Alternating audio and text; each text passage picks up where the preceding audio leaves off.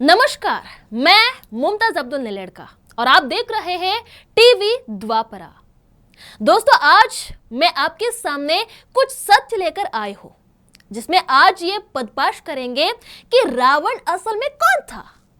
अक्सर आपने लोगों से कहते हुए सुना होगा कि रावण प्रकांड विद्वान था, ब्राह्मण था, उसने शिव स्तोत्रम की रचना की। क्या है उसकी सच्चाई? आज हम जानेंगे, क्योंकि राम रावण की असली जानकारी वाल्मीकि रामायण में उपलब्ध है। और वहां क्या लिखा है, जब हमने इसकी पड़ताल की तो पाया कि रावण ब्राह्मण नहीं, राक्षस था। यह बार बार वाल्मीकि रामायण में कहा गया है, परंतु ना जाने क्यों बड़े से बड़ा कथावाचक उसे ब्राह्मण साबित करने पर तुला है।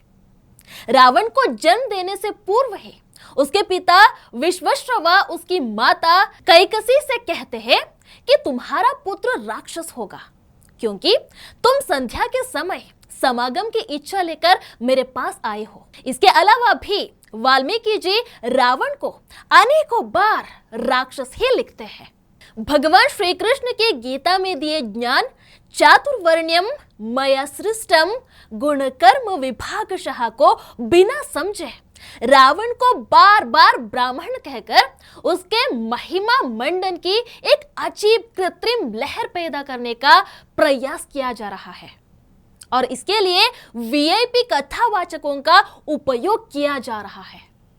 वाल्मीकि रामायण में ही स्वयं श्री राम जी भरत को गुणी ब्राह्मण और पाखंडी व नास्तिक ब्राह्मणों में अंतर करना बताते हैं और कहते हैं कि पाखंडी ब्राह्मण धर्म की अपनी मनमानी व्याख्या करता है, इसलिए उससे दूर रहो।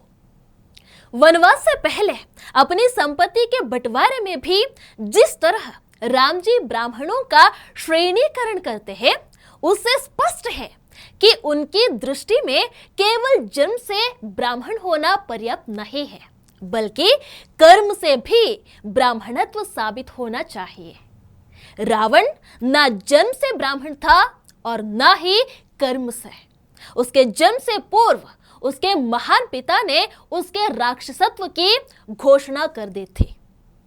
रावण रचित शिवतांडव स्तोत्रम को लेकर भी झूठ फैलाया जाता रहा है।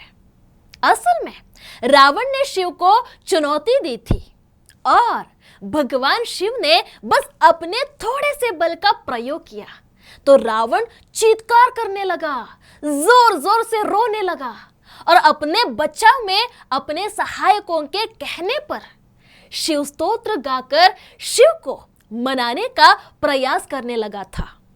उसने शिव जी के प्रेम, भक्ति या उनकी श्रद्धा में शिव स्तोत्रम की रचना नहीं की थी, बल्कि शिव से भय के कारण और उनसे बचने के लिए वो अनेक स्तोत्रों का पाठ करने लगा था।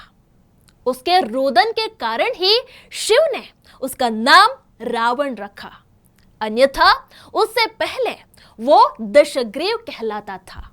पंचमकारों के आर्य द्राविड़ संघर्ष, जातिवाद, परिवार व्यवस्था पर चोट, मूर्ति पूजा का विरोध, अवतारवाद को नहीं मानने आदि जैसे हर नरेशन को यदि आप ध्वस्त करना चाहते हैं तो वाल्मीकि रामायण या तो स्वयं पढ़े या उनसे सुने, जो बिना मिलावट और गाच गाने के इसे आपके सामने वर्तमान परिप्रेक्ष्य में यथावत रख रहे हो।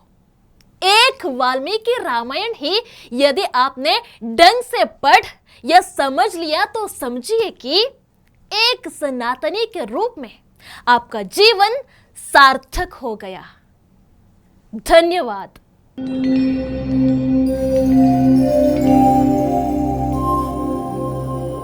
टीवी द्वापरा, संभवामि युगे युगे।